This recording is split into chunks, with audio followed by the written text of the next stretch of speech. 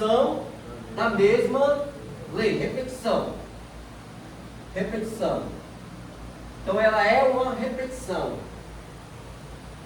Por isso o seu nome na Septuaginta é segunda lei ou repetição da lei. Aí você bota segunda lei ou, mais apropriado, a repetição da lei. Repetição da lei. O livro Deuteronômio, ele não contém uma nova lei. Não é uma nova lei, né? Mas as mesmas leis que foi dada a Moisés há 39 anos antes, no Monte Sinai. Foi lá no Monte Sinai, história bem conhecida de todos vocês, que a lei foi entregue a Moisés, né, 39 anos antes, e agora ele vai novamente repetir a lei, repetir para uma nova geração. É uma nova geração que precisava ouvir, não é mais aquela antiga geração, é uma nova geração, uma geração que nasceu aonde? Lá no deserto, uma geração que não conheceu a escravidão, que não viu de fato vivos os milagres, os prodígios de Deus lá no deserto, lá no Egito, né?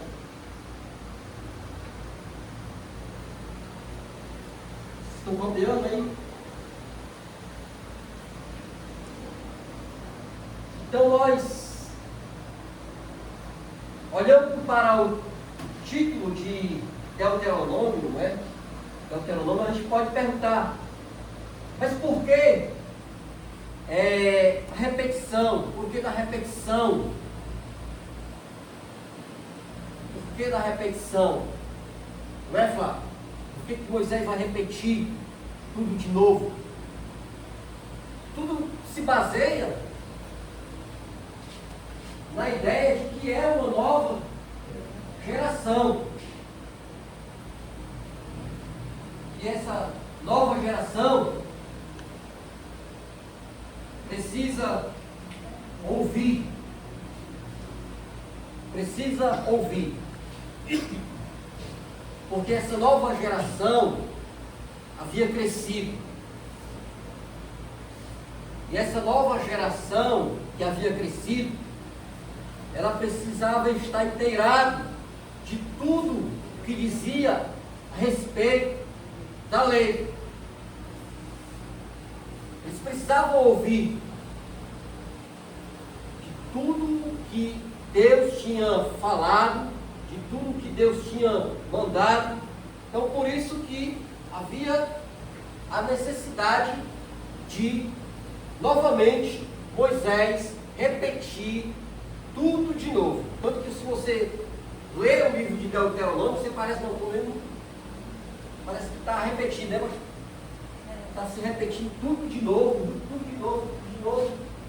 É justamente porque quando a gente pega o livro de Deuteronômio, a gente precisa ter primeiramente a concepção que o livro, que é basicamente escrito quase que no mesmo período, ele é escrito para essa nova geração, para uma nova geração de israelitas que precisavam ouvir. Por quê? Porque aquela antiga geração tinha morrido. Sempre lembrando, com exceção de Caleb e Josué, todos que haviam saído lá do Egito, todos eles que haviam recebido a lei no Sinai, não mais existia. Onde foi que eles receberam a lei? A velha geração? Deserto do Sinai, né? Está lá. Agora, eles estão nas campinas de Moabe. Eles estão na fronteira. Estão na fronteira Mas aí Deus diz, não vamos passar agora não. Vocês vão precisar ouvir o discurso de Moisés de novo. Vocês vão precisar ouvir, recapitular novamente, porque é uma nova geração. É uma geração que no Sinai eram crianças, não haviam nascido, porque a gente vai ver que é uma geração de 20 anos, não é? Para baixo, que não conheceu aquela lei, e é por isso que havia a necessidade de se repetir a lei. Quero que os irmãos abram a Bíblia em Deuteronômio, no capítulo 1, verso 35. Rogo-te que me deixes passar, para que veja essa boa terra, que está além do Jordão, esta boa montanha e o Líbano. Porém o Senhor indignou-se muito contra mim por causa de vós, e não me ouviu. Antes o Senhor me disse, basta, não me fales mais deste assunto. Ou seja, a gente vê aqui que Moisés, ele roga ao Senhor, né, para que o Senhor permita que ele veja a boa terra, mas o Senhor, ele não dá essa permissão. No capítulo 1, versículo 35, mostra que toda aquela geração, né, que saiu do Egito, não herdaram, não entraram na terra de Canaã, e aí a gente precisa ter esse entendimento de que apenas Josué e Caleb, inclusive os restantes do livro a gente vai ver que Josué, ele vai ser o substituto de Moisés, aquele que vai substituir o Moisés. Ele é um estudo que precisa ser reconhecida como um livro e uma história que está na forma de conceito.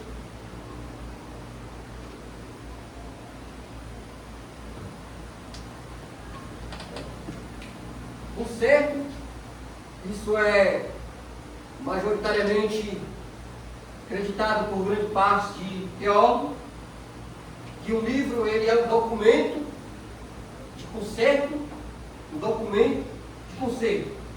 E quem é que recebe o conceito? Israel.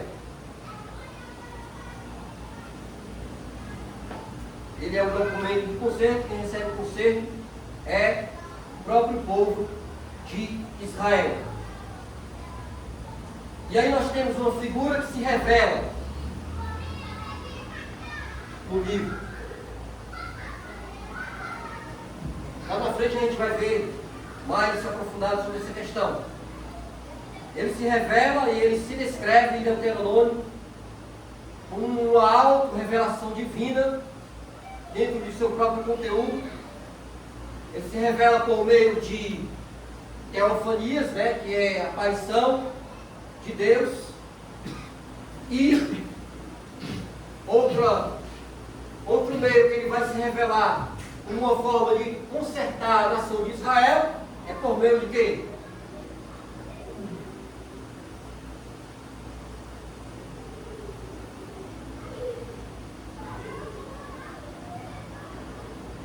Palavra.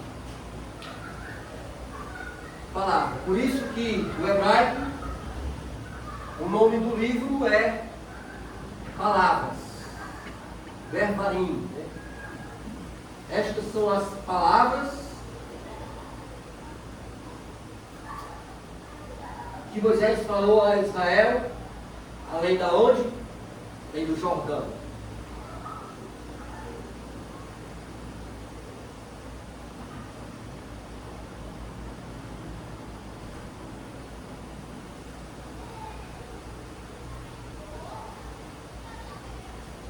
A situação histórica.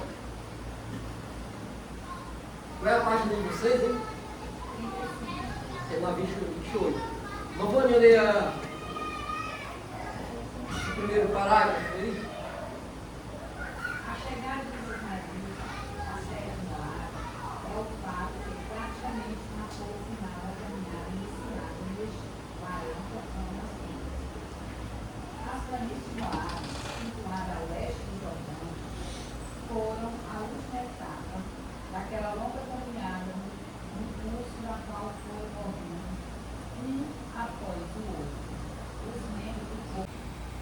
capítulo 2, né? E a partir do versículo 24.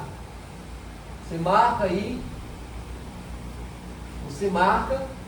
E aí você vai ver que vai ser fundamental para a conquista é que o povo de Israel vai conquistar essa vasta região, vencendo ali 2 reis inimigos, né? 2 reis inimigos. E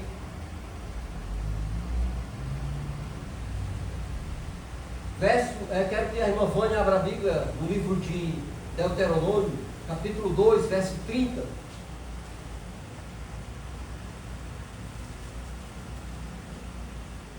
Mas Seom, rei de Hesbom, não quis deixar passar por ele, enquanto o Senhor teu Deus endureceu o seu espírito e fizer obstinado o seu coração, para te dar da tua mão, como neste dia se viu.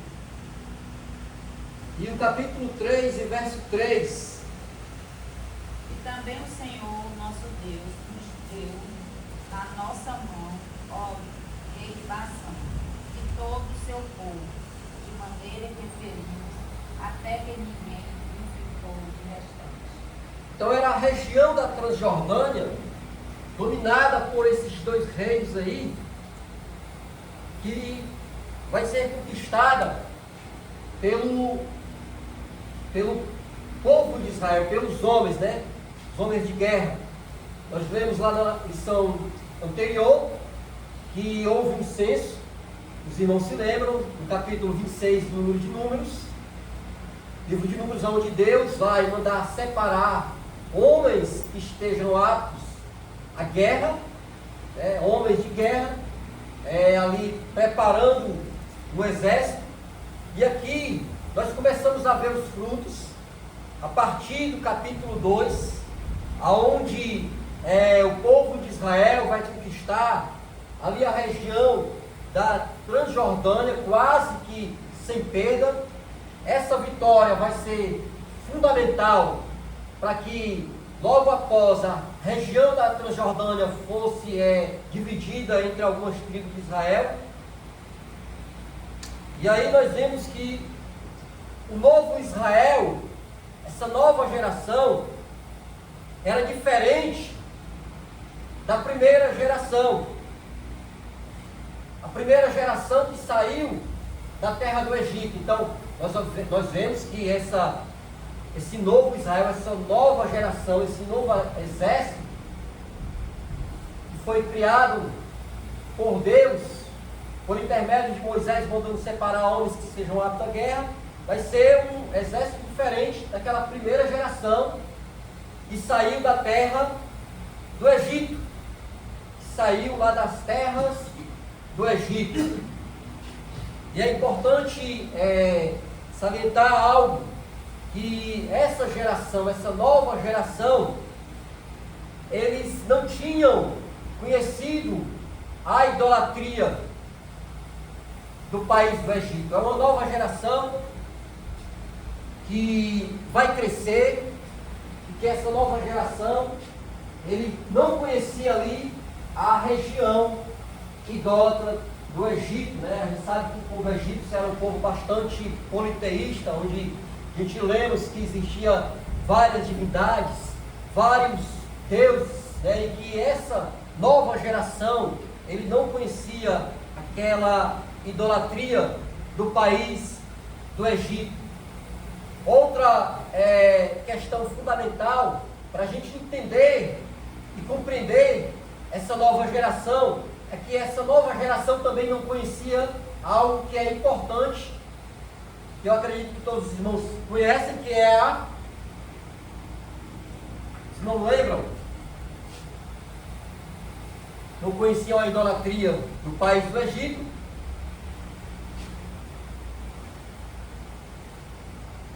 E não conheciam que era que o povo era lá no Egito? Eram escravos, né? Entender que é uma nova geração E essa nova geração é descrita como uma geração que não teve experiência direta com a servidão, com a escravidão no Egito. Você bota lá no cabeçalho, né, um discurso que é uma nova geração. Deuteronômio, tal como outros textos de caráter normativo recolhidos no Pentateuco, expressa o que Deus requer do seu povo escolhido e o faz explicitando concretamente o mandamento que Jesus qualificou de o principal. Amarás, pois, o Senhor teu Deus de todo o teu coração, de toda a tua alma e de toda a tua força. Pronto.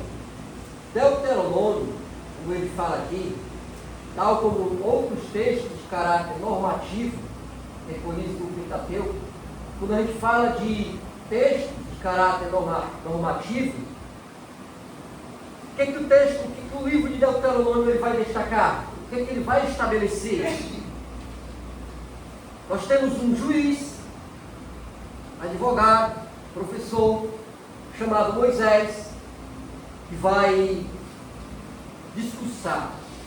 Ele vai discursar um texto que se diz de caráter normativo.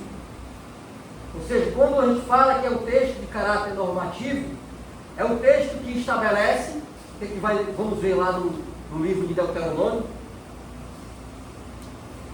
nós vamos ver regras,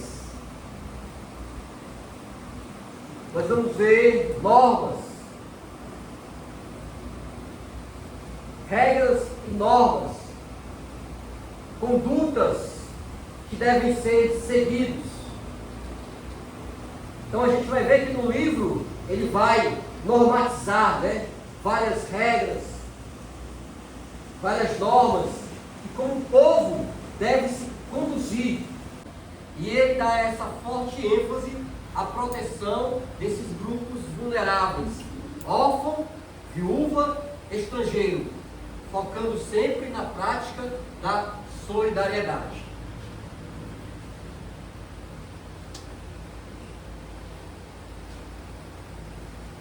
Confiaram?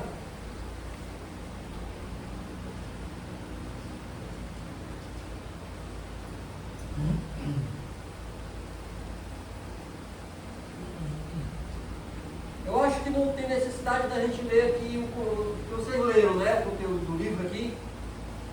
Vai falar de código de Deuteronômio. Estas palavras, no caso ele diz aqui no livro, são a coluna vertebral de todo o discurso mosaico, que agora assume um caráter mais pessoal que quando o povo ouvia o Sinai, ou seja, um caráter mais pessoal do que aquele primeiro discurso que eles tinham ouvido, não ouvido, né, porque é uma nova geração, né, mas tinha sido falado lá no Egito, lá no Sinai.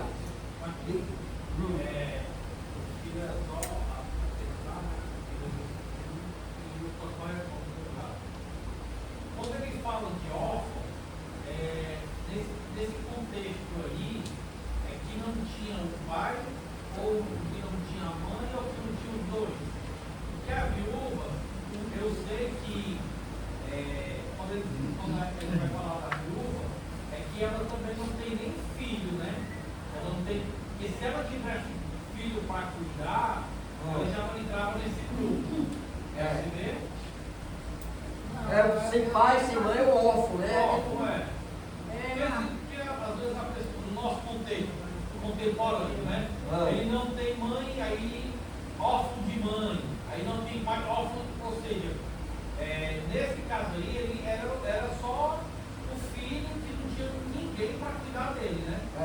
E aí, por que eu estou falando isso? Porque assim, ó, em situações como viúvas, por exemplo, viúva, pelo que o próprio texto ele vai dizer, é que essa mulher, ela não tem marido, não tem mais marido, o marido morreu, e ela também não tem nenhum filho para que cuide dela. Se tiver um filho, Moisés vai dizer, ó, o teu filho não vai cuidar de ti. Né? Você vai ver nesse contexto? É a viúva, né? Se o menino for pequeno, ela também.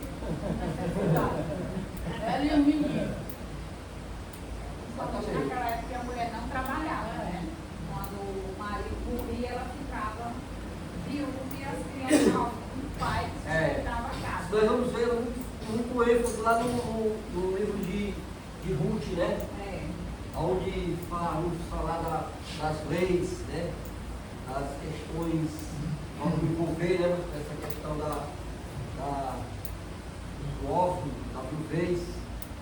Aqui a gente estamos dando uma pincelada nessa questão da ideia de que o livro ele traz em primeira mão essa questão com muita ênfase. Justamente, e aí a gente vai resumir, a gente vai ver que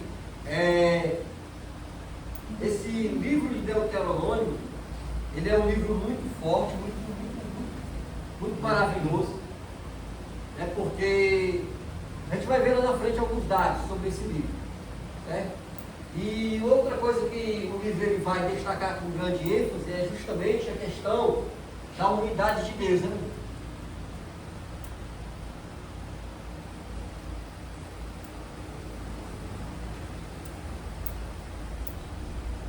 Unidade de Deus. Deuteronômio, né, capítulo 6.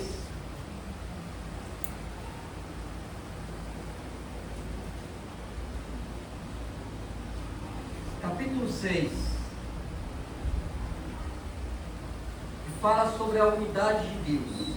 A gente sabe que os judeus, ainda hoje, a religião tanto antiga como a religião ainda hoje dos hebreus, eles são extremamente, rigorosamente monoteístas. Acreditam em um só Deus. E aqui no capítulo 6 de Deuteronômio, a gente vai ver que o capítulo 6, versículo 4, o que é que está escrito? Capítulo 6, versículo 4. Ouve Israel, o Senhor nosso Deus é o único Senhor. Ou seja, esse texto, que é uma indicação mais clara da unidade de Deus, o conceito do judaísmo, esse texto aí é a principal declaração de fé do judaísmo. Principal declaração de fé do judaísmo, baseado em Deuteronômio capítulo 6, versículo 4. Essa forma de Moisés estar falando para essa nova geração, ele tinha um objetivo altamente pedagógico para o povo. Você colocar o ciclo, o pastor bota ali, né?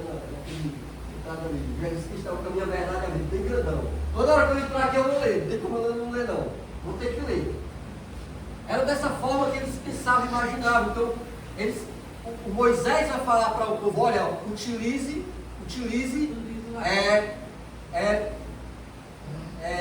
auxílios visuais mostrando a vocês. Então, é aquela questão da religião do lar que vai ser ensinado por Moisés no capítulo 6, versos 6 ao 9. Os pais não devem depender da instrução pública, porque se for depender da instrução pública, o negócio está meio... Não é, irmão? Então, eles mesmos deviam instruir seus filhos em casa. Esse era o dever, esse é o dever do judeu, ensinar os filhos em casa e não depender do ensino público. Então é essa forma, né? Em Deuteronômio no capítulo 4, versículo 12.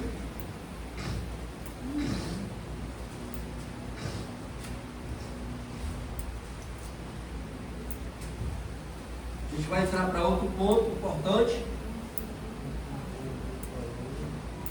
Os irmãos copiaram aí? Eles vão comprar tinta, mano. Então é esse o objetivo. E essa é a declaração de fé do judaísmo, baseado em Deuteronômio. Então tinha um ensino extremamente pedagógico, a forma de Moisés mandar o povo colocar lá nos umbrais das portas essa intimação, né? Ouve Israel, o Senhor teu Deus é um. E continuando, a gente vai ver que no capítulo 4, versículo 44, capítulo 4, versículo 44, você vai ler esse versículo 4:44, o que está escrito aí? Esta é, pois, a lei que Moisés propôs aos filhos de Israel. Essa é, pois, a lei que Moisés propôs aos filhos de Israel. Qual é a lei? O que ele está falando aí nesse versículo? Está falando dos 10 mandamentos, né? Decálogo. Os 10 mandamentos. Os 10 mandamentos é aquela que vai ser a base. É a base da aliança entre o Senhor e Israel. Os 10 mandamentos. Ele está dizendo, olha, essa é a base. Essa aqui é a base. E no decálogo há outra coisa que é interessante para o povo de Israel, que vai ser bastante enfatizada por Moisés. Eu posso pagar aqui, galera?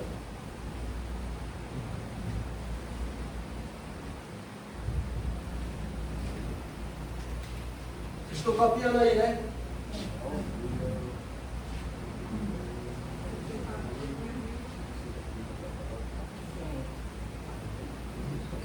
Aí, então vamos continuar. É que Deus, no decálogo, ele vai proibir outra coisa com muito ênfase, é a questão da idolatria, não é? O ídolo. Deus proíbe no decálogo que se fizesse qualquer ídolo de forma física ou humana.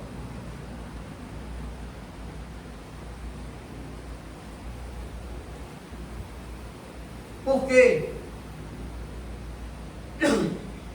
Porque, basicamente, a fé no Antigo Testamento, ela tem a origem aonde? Aonde? A fé do Antigo Testamento tem a origem aqui, ó. Palavra.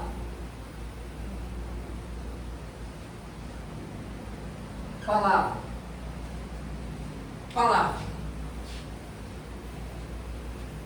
Ela tem a origem da palavra e ela é abstrata.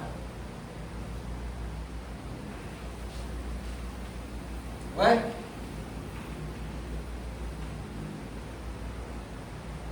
Palavra e abstrata. E que essa palavra, que é abstrata, ela precisava estar concreta no coração do homem.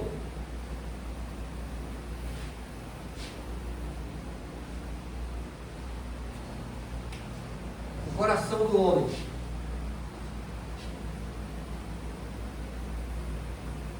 E Deuteronômio no capítulo 4, verso 12. 4:12. Vovânia, lê aí. Então o Senhor vos falou no meio do fogo, a voz das palavras ouviste. Porém, além da voz, não viste semelhança alguma. Aí aqui ele vai dizer, não faça figura de animal, não faça figura de homem, não façam iconoclastias. Está dizendo aqui, o Senhor nos falou por meio do fogo, a voz das palavras. Ouviste, porém, além da voz, e não viste, você só viu a voz. Só viu o quê? Palavra. Só voz. A única forma de se conseguir conhecer a Deus seria pela palavra. E ele, Deus, se revelou aonde? Na palavra. Porque quando Moisés estava lá, ele só ouvia a palavra no meio do fogo. É uma teofania, mas ao mesmo tempo é palavra. Não é? Então é essa forma que Deus se revelou a Moisés lá no Monte Sinai. Ou seja, em Deuteronômio, no capítulo 4, verso 12, está afirmando que eles não viram nada que tinha forma, não há imagem, não há forma de nada, era só a voz. Era só a voz e o fogo. E ele está dizendo, lá em Êxodo capítulo 20, verso 18, pastor, vou botar aí? 20, 18.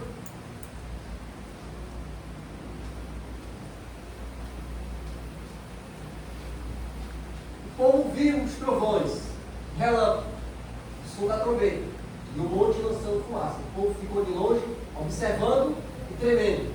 O povo viu trovões, o povo viu relâmpago, houve voz, houve trovão, houve relâmpago, mas continua sem forma, ou seja, não tem forma. É por isso que Moisés está falando, não faça nada, não tem forma. Por quê? Porque Deus se revela na palavra aqui, né? É sempre Deus mostrando ao povo, é a voz, mas a voz não tem forma. Ele se aproxima do povo apenas pela voz, apenas pela voz, apenas pelo som, apenas pela palavra. Por quê? Por quê? Porque apenas pela palavra aqui em Deuteronômio ele está dizendo, olha, não faça nada que tenha forma para me representar. Nem réptil, nem animal, nem figura humana, nem de nada, nem de cobra, nem de nada. Porque Deus se aproximava do povo por voz. Porque isso aqui é que vai mostrar, Deus está dizendo a Moisés, essa é a diferença entre eu, diferença, principal diferença.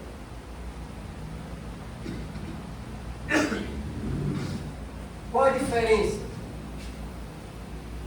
Esse episódio vai mostrar a diferença, né, de Israel, do Deus de Israel, dos demais povos da antiguidade, dos demais povos do mundo. Por quê? Porque todos os povos da antiguidade, eles tinham uma representação física do seu Deus. O Deus de Israel não, é apenas a voz e a palavra. Não, é a voz e a palavra. Eu me apresentei, vocês ouviram apenas a minha voz. Então quando eu pego e estudo todos os povos antigos, eles tinham representação física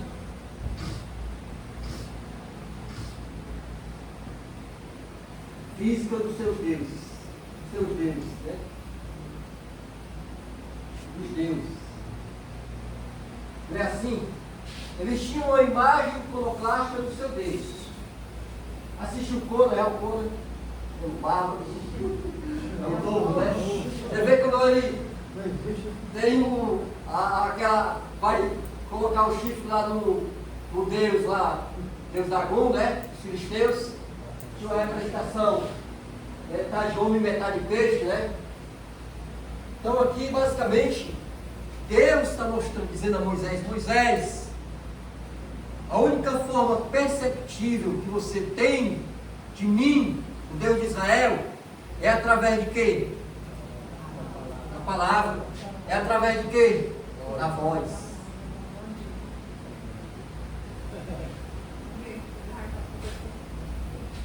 Eles não viram nada, só viram a voz. Eles não viram forma de nada, nada. É só aquele fogo, né? Por isso que para mim, né? Eu não posso, no meu relacionamento com Deus, né, utilizar de nada que possa gerar, né, essa caracterização de Deus, né? Um movimento ou um lugar específico. Eu não posso simplesmente limitar a Deus. Nesse caso aí, se ele faz, ele limita Deus a um objeto qualquer, como eles fizeram com o bezerro. E nesse caso, Deus é altamente transcendente, ele ultrapassa qualquer limite, né? É a questão da morte de Moisés. É que Moisés, ele acaba aqui morrendo. Você conhece bem a história de Moisés. E aí há aquela questão que, segundo o que nós, e aqui eu falo como um assembleiano, né? A Assembleia de Deus majoritariamente acredita é que o corpo de Moisés, ele foi sepultado pelo próprio Deus. É porque ninguém sabe até hoje onde Moisés foi enterrado. Ou sabe? Ninguém.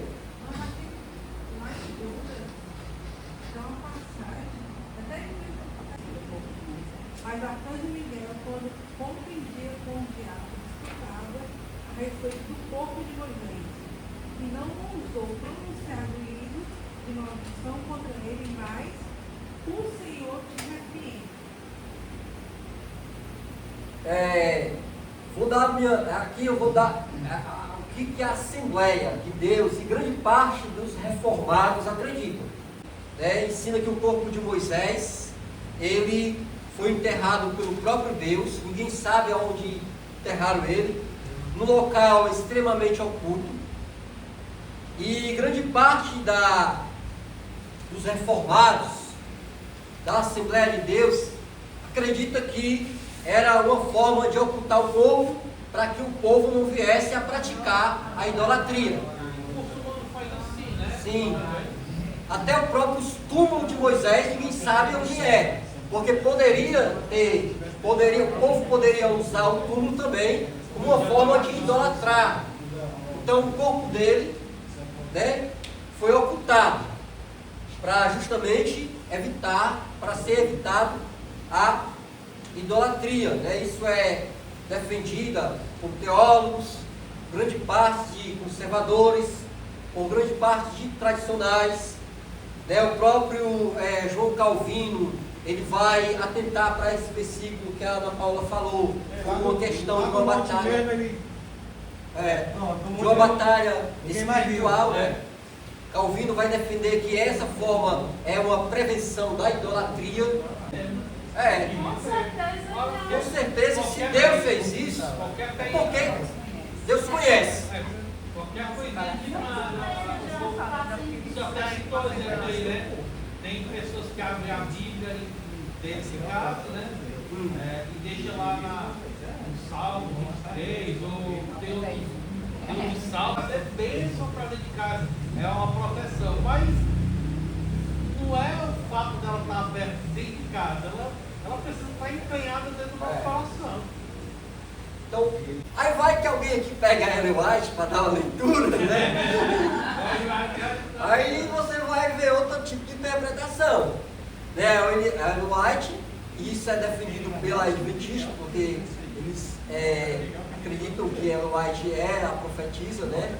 Ellen White acredita que o corpo de Moisés, até após morrer, logo ele foi ressuscitado pelo arcanjo Miguel. Pouco tempo após a sua morte, Moisés foi ressuscitado, e todo mundo sabe que para a teologia adventista, Miguel e Jesus Cristo é a mesma pessoa, não é?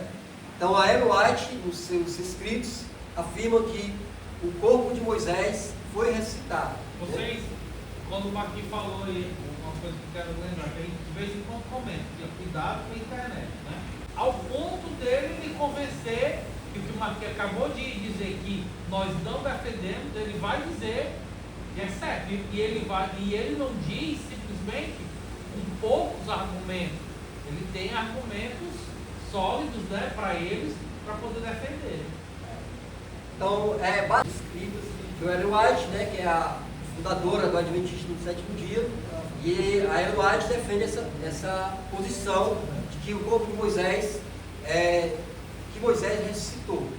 E que grande parte da igreja reformada, a Assembleia de Deus, defende que Moisés morreu, né, o corpo foi ocultado, e que aquela ocultação serviu como uma forma de Deus prevenir o povo de praticar a idolatria, que foi grande ênfase na questão da mensagem de Deuteronômio, porque a gente vai ver que, como a gente leu Deuteronômio, segundo a ordem de amar a Deus e ensinar a sua palavra, né, era a doutrina central da teologia hebraica.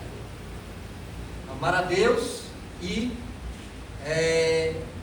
ensinar a palavra era a doutrina central da teologia hebraica. Então o livro de Deuteronômio é um livro importante, porque é o livro que mais vai ser citado no Antigo Testamento.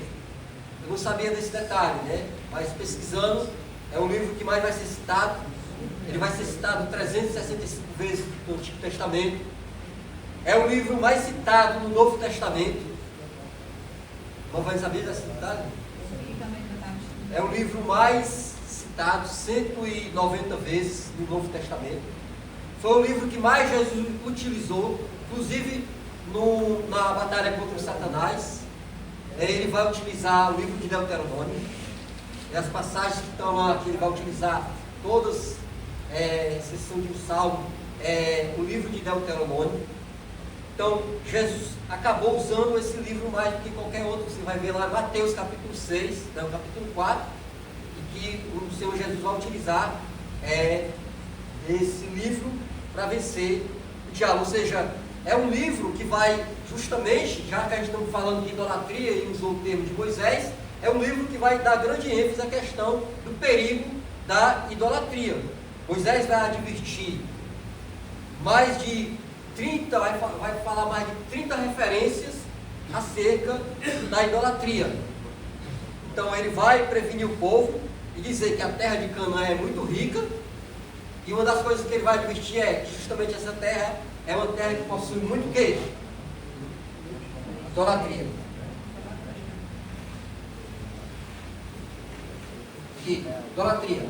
A terra é boa, a terra manda leite e mel, mas a terra é cheia de idolatria. Então, ele vai dar grande ênfase a prevenir o povo da corrupção e idolatria. Corrupção e idolatria. Por quê? Porque os israelitas, eles estavam prestes a enfrentar uma batalha. Porque eles iam enfrentar a batalha, a gente vai ver nos próximos capítulos, além de uma batalha espiritual, também eles iriam ter uma batalha militar. Militar, então eles iriam para essa batalha. É interessante que não dá tempo, a gente vamos encerrar, 9:3, mas é o livro de Deuteronômio que vai justamente falar sobre a questão dos reis. Deuteronômio capítulo 17 vai falar que todo rei tinha que ser escolhido pelo Senhor, e que esse rei jamais poderia confiar nas suas próprias forças, e que esse rei tinha que ser de Israel. Não dá tempo a gente falar, mas vai dar tempo a gente falar em outros detalhes sobre a questão de Herodes, que não era israelita, né? E a grande confusão que envolvia essa questão de Herodes não ser de Israel. E dos mandamentos de Deus era que o rei ele teria que ser um israelita. É aqui onde ele vai estabelecer que toda a liderança religiosa, sacerdotal, teria que ser da tribo de Levi, e no estabelecimento do direito civil.